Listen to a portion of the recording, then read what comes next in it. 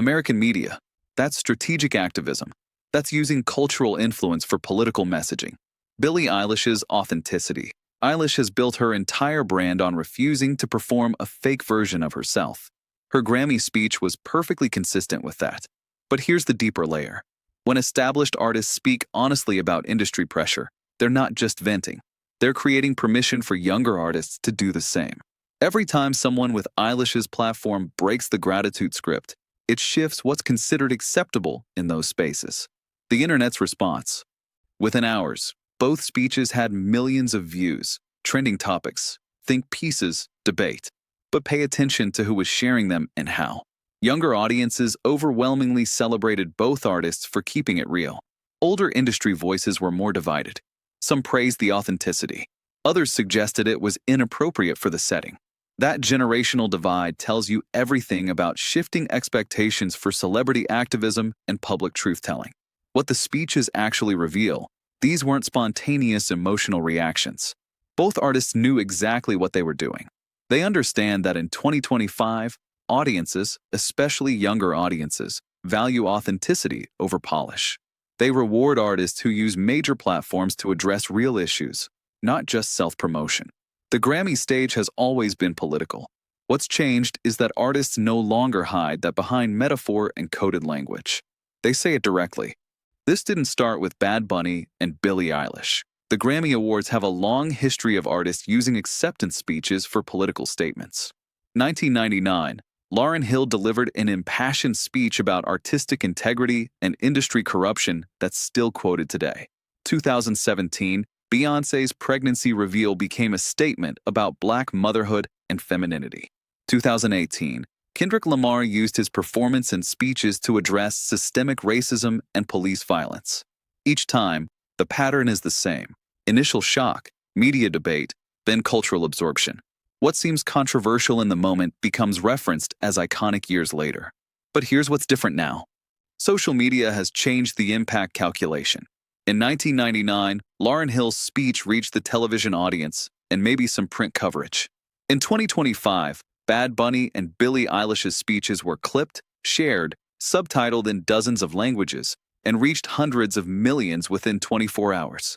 The platform isn't just bigger. It's fundamentally different. The First Amendment context. Let's be clear, there are no legal issues here. Both artists have absolute First Amendment rights to express their views during their own acceptance speeches. The Grammys as a private organization could theoretically impose consequences, cutting mic time for future winners, for example. But that would trigger its own backlash. The real question isn't legal. It's cultural. What happens when the gap between what institutions want celebrities to say and what celebrities actually believe becomes too wide to ignore? That tension is playing out in real time. Historical parallel, athlete activism. Think about Colin Kaepernick kneeling during the national anthem. Initially controversial, eventually validated by cultural shift.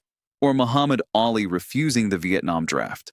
Vilified at the time, honored as courageous in retrospect. Artist activism at major events follows similar paths. The difference is speed. Social media accelerates both the backlash and the cultural reevaluation. So, what actually changes after speeches like this? For the artists themselves, Bad Bunny and Billie Eilish likely knew they'd face some criticism from industry insiders. They calculated that the cultural credibility they'd gain with their audiences was worth it. That calculation reflects a broader shift. Artists increasingly answer to their fans first, industry gatekeepers second. For the Grammys, the Recording Academy faces a choice. Do they try to exert more control over acceptance speeches going forward, or do they accept that these unfiltered moments are actually part of what makes the show culturally relevant? If they crack down, they risk appearing out of touch. If they don't, they risk more controversial moments. Most likely they do nothing because the viral attention actually benefits the broadcast. For public discourse, here's the bigger impact. When artists use major platforms to address political and cultural issues, they normalize those conversations for millions of people who might not otherwise engage. Bad Bunny talking about Puerto Rican representation introduces that topic to audiences who've never thought about it. Billie Eilish addressing industry pressure opens conversations about mental health and authenticity in creative fields. These aren't deep policy discussions, but they're entry points. The accountability question. Unlike political figures, artists face accountability primarily through cultural relevance, not legal or institutional mechanisms. If audiences reject their message, they lose cultural capital. If audiences embrace it, they gain influence. That's a different kind of accountability than we see in law or government, but it's powerful. Both Bad Bunny and Billie Eilish bet that their audiences would embrace authenticity over industry politeness. The viral response suggests they bet correctly. Here's what matters about the Grammy speeches that stopped the internet. It's not about whether you agree with Bad Bunny's politics or Billie Eilish's industry critiques.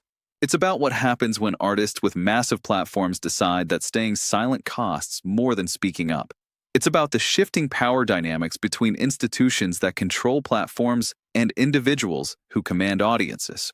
And it's about a generation that increasingly expects public figures to use their visibility for more than self-promotion. The speeches themselves will fade from headlines. The clips will live on social media. Eventually, they'll be referenced in documentaries about this era. But the pattern they represent, artists choosing authenticity over industry expectations, that's not going anywhere. Because in 2025, the biggest risk isn't saying something controversial. It's saying nothing at all. Stay informed. Pay attention to who speaks up and who stays silent. That tells you everything.